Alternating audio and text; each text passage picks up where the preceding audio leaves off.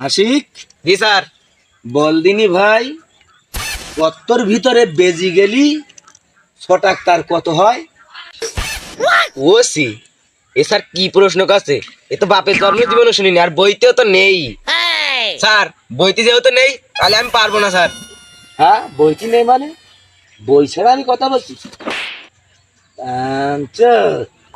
এই আসিফ, জি স্যার।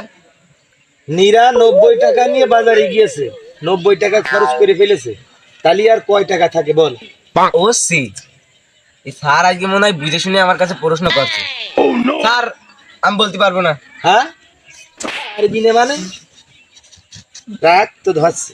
নে আশিক, এবার তোর একটা সহজ প্রশ্ন করছেন। কি স্যার? বল দিনি মিয়া খলিফার নায়কের নাম কি? স্যার ওটা একদম সহজ, জনি সিং। ও বাহ,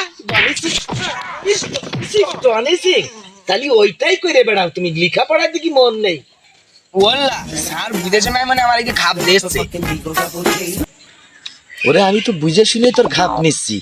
একটু আগে যে বাগানে যা করিলি, স্যারের দিকে সম্মান দেওয়া যায় না, স্যারের দিকে সালাম দেওয়া যায় না, ওই তো আমি তো বুঝে শুনে সবকিছু করছি। রাগ তোর আরো হচ্ছে এখন। হ্যাঁ আসিফ, জি স্যার। বলছি ওই নীলা কক্সবাজার গিয়ে ধরা খেয়েলো, কি কাজ করতে?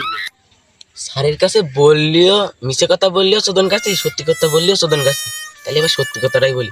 স্যার ও নীলা কক্সবাজার যে ওই 16 Pro Max কিনতে যে ধরা পড়েছে স্যার।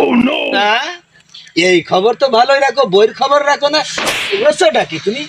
পেয়েছোটা কি? ওয়াল্লাহ স্যার যে আজকে শুধু আসিফের ঘাপাচ্ছে, কারণটা কি?